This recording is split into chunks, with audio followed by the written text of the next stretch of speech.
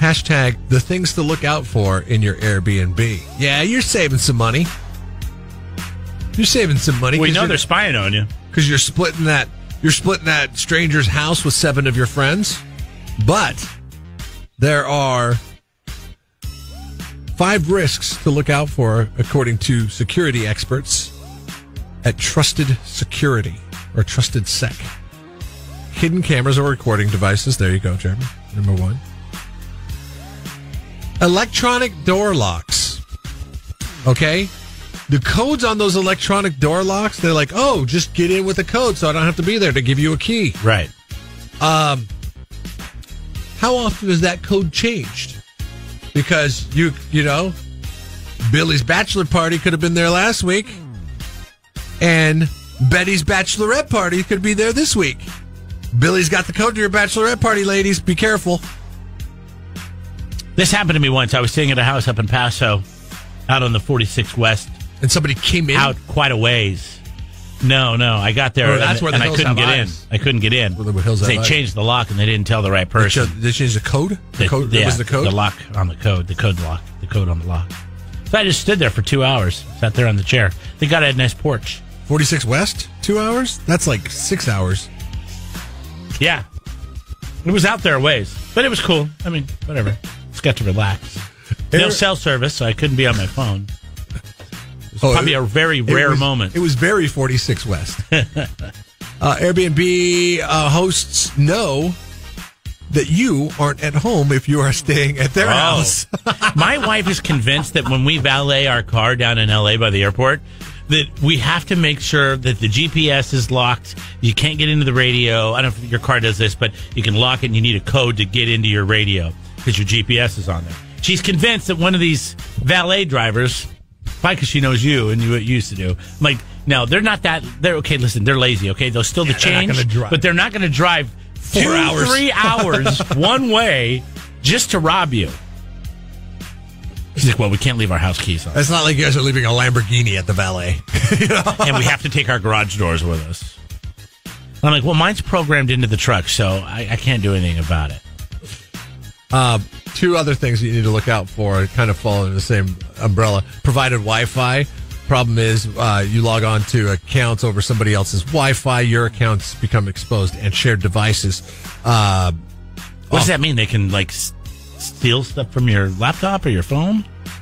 Yeah. Or they can get on there? Well, I mean, yeah, they can have access to your phone or laptop or whatever you're using to access your information, get your credit card numbers, things like that. And also shared devices, meaning the Roku. If you log in with the Roku on your thing, then they can maybe get into your credit card account. If you have any credit cards that are attached to it, Amazon Prime, same thing. Also, if they have a communal desktop computer that they have there for guests, if you need to get on for email or you're logging into your email, make sure that you're doing it in a secure fashion or use your own. It's not a good idea to use those devices according to the top security experts. You know, going back to that whole GPS thing, when we bought our used car, this was crazy. The Fiat? The Fiat. The woman who owned the car prior to us, her address was still in the GPS. It never got cleared out by the people that. So when you're going to sell a car, you went right over and robbed her. Then no, I cleared it out immediately because I didn't want to have like lots of things go wrong with the car and then have these awkward be in desperation and call her up and be like, "Hey, did you ever have this happen to the car? Could you tell me about it? I'm trying to save a buck." Because I would do that. So knowing myself, I deleted the information right away. And but just know that if you sell a car, that information stays in there as well, and you should clear that information out before you trade your car in or sell it. It's the same reason I'm holding on to every computer I've ever bought. I don't know what kind of information is still on there that other people can have access to. So I have a garage. I have a shelf full of computers. I got 4 of them. I don't know what to do with these things.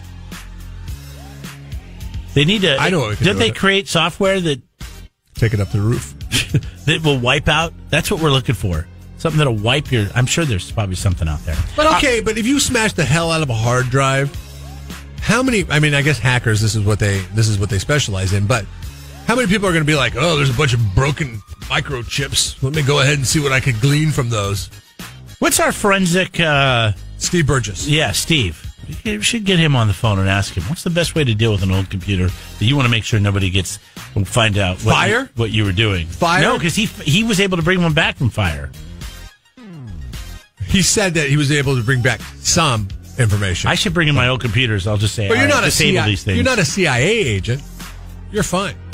No, my Social Security's in there. I don't know. Just today, man. You don't want to get deal blood with that from stuff. a stone. What am I going to do? Hey, you're just telling me about staying in an Airbnb. I'm just saying I got Social Security number. I got all that kind of stuff. I was telling people out there that listen that have means. You and I, we work at the same job. We have no means. Subscribe to the Jeff and Jeremy podcast now on Apple Podcasts, Spotify, Google, and YouTube. It's your Central Coast commute-friendly podcast.